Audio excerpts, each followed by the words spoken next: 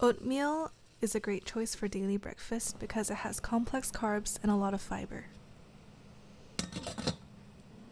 I like to boost its nutritional value by adding berries, chia seeds, and flaxseed.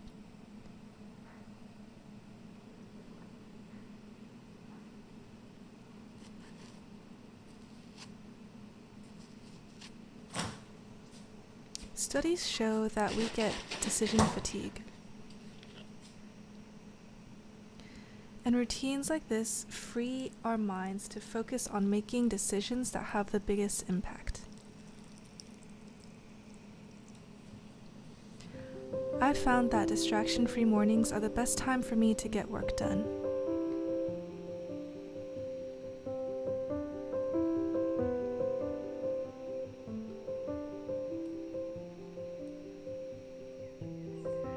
Prioritizing a day of rest has also been shown to boost weekly productivity.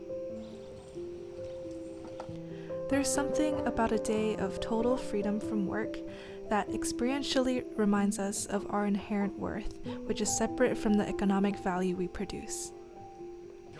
Ellen Babb puts this well in her book, Sabbath Keeping.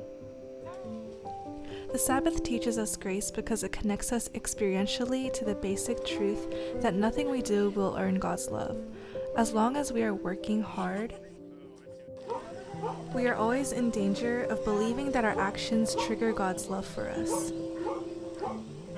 Only in stopping, really stopping, do we teach our hearts and souls that we are loved apart from what we do.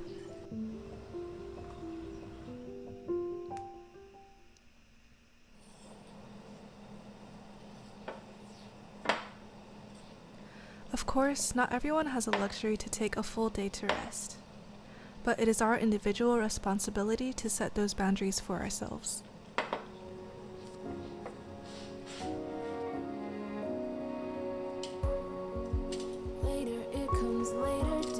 The definition of what is work and what is rest will change from person to person. For me, taking a break to try baking something luxurious by my standards is a treat, but someone else might not be as inclined. Can be sweet. Just close your eyes and know beauty. Just as gardening might be a chore to some, it is a relaxing luxury to others. When practicing a day of rest, be careful not to get legalistic with yourself. It's a day to remember who we are. Gifted, sustained, and blessed beyond our striving and achieving.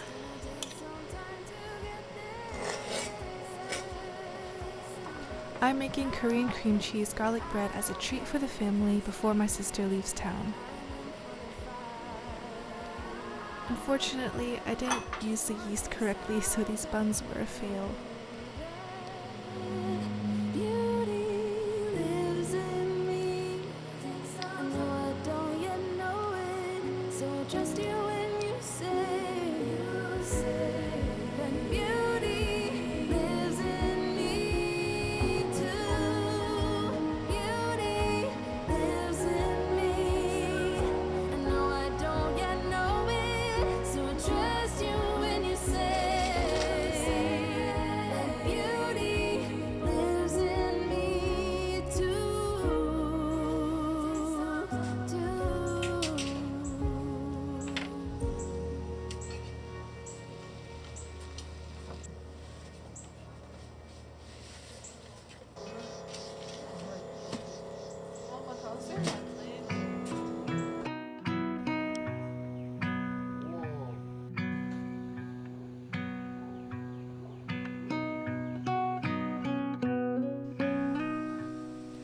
On the other hand of rest is work, or creating. In this imperfect world, the corporate jobs we have are often counterproductive to good work that promote order, freedom, and love, misled by misplaced priorities of corporations on profit over good. This makes it easy to feel inconsequential, powerless, or just like a cog in the machine. That's why civil engagement is so important. Societal change at scale comes largely from government-level policy, incentives, and system changes, but I digress. Creativity at any level is a gift. Creating is the ability to take a potential and make it reality.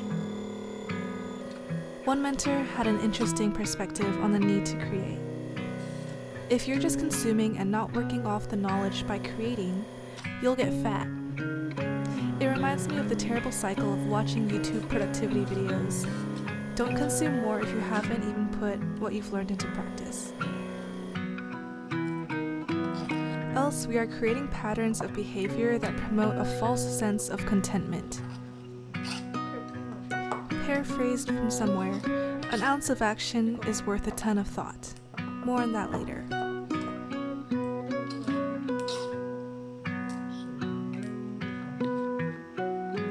Practicing some form of creativity apart from work life, if possible, helps us build our creative muscle without too much pressure of being performative.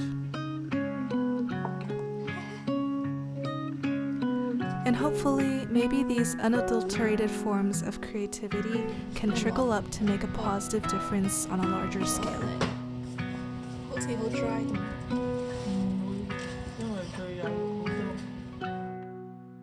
What will that be for you?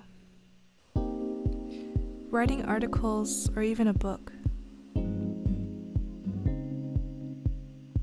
Picking up an instrument or composing music?